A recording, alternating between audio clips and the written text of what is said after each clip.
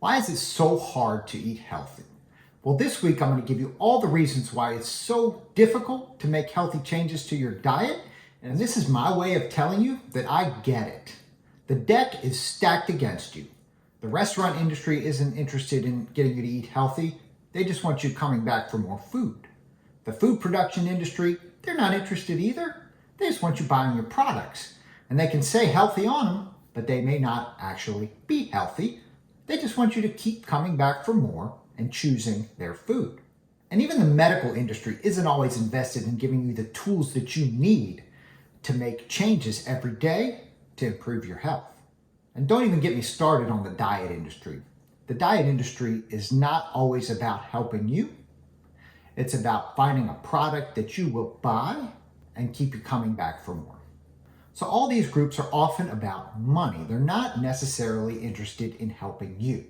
If you stick with me, each week I'm going to show you how you can learn to overcome these barriers, how you can work to make health a priority in your life.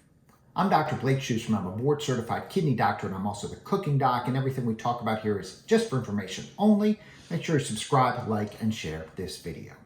So every week we talk about one thing that you can use to better your health, make you more knowledgeable, and today we're talking about all the reasons why it's so hard to make healthy changes to your lifestyle and your diet specifically. Number one, delayed gratification. Sure, you may feel better when you don't eat that Taco Bell taco, but a lot of the benefits of healthy eating are seen 20 and 30 years down the road. How can you make changes now when you're trying to get through the day that may impact you in 30 years? Delayed gratification is a tough thing to deal with. Number two, fast food restaurants are everywhere. I drive down my highway on the way to work and I'm bombarded. Chicken sandwiches, hamburgers, fries. It's so easy, especially if you're not making time to prepare healthy food yourself, to just cut right in that drive-through, get a burger and fries and shake, and you're right on the way. So unless you're driving with your eyes closed or taking the back roads, you're going to feel that pull. And that pull is strong, my friends. There are ways around it, such as preparing your food in advance and noticing how you don't feel energized after eating those fast food meals. But it's not easy.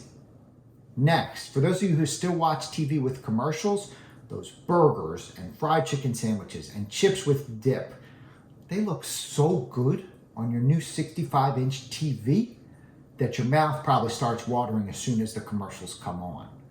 And those images, they get burned in your brain. So the next day when you're thinking about what to eat for dinner and you're thinking about what to choose, those images, they pop right to the front of your brain, that mouth-watering fried chicken sandwich, and you immediately start to rumble in your tummy, and you see that it's not that expensive, and you head right there for the dinner. Now, if you watch TV without commercials, you don't have to worry about this. Number four, healthy foods are more expensive. You can argue that they're not, but it's kind of a fact. Everything is really expensive these days, and if you're already looking at $5 to $6 for an item, you may not have the extra $1 to $2 to spend on top of that to get a healthier version. Healthier foods are more expensive a lot of the time.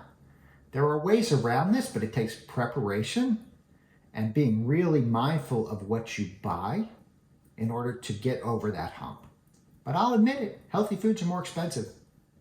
Don't believe anybody that tells you differently. Number five, your taste buds want sugar and salt. You are used to those flavors. Those flavors taste good. When you want to eat something, you want it to be delicious. And if it doesn't have a lot of sugar and salt, your body probably is like, what in the world is this? And you're going to gravitate to foods that are high sugar and high salt. That's a barrier. Now, I want you to have food that tastes good. The good news is that you can learn to train or change your taste buds over the course of a few weeks to months, so that is not a barrier. But if you're not used to it, healthier foods that are lower sodium, lower in salt, just don't taste good. Lastly, it probably takes you longer to cook a healthy dish at home than it does to cook an unhealthy dish, especially if you want that healthy dish to taste good. So you got to get that time in there. You got to shop for the right ingredients. And who has time for that on a busy life schedule?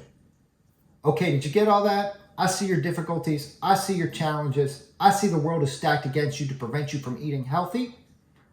But that doesn't have to be the end of the story. Thanks so much for watching. I'm Dr. Blake Schusterman. I'm a board-certified kidney doctor, and I'm also the cooking doc. Make sure you check out my website, cookingdoc.com, and check out my book, The Cooking Doc's Kidney Healthy Cooking, a Modern 10-Step Guide to Preventing and Managing Kidney Disease. I will see you next week.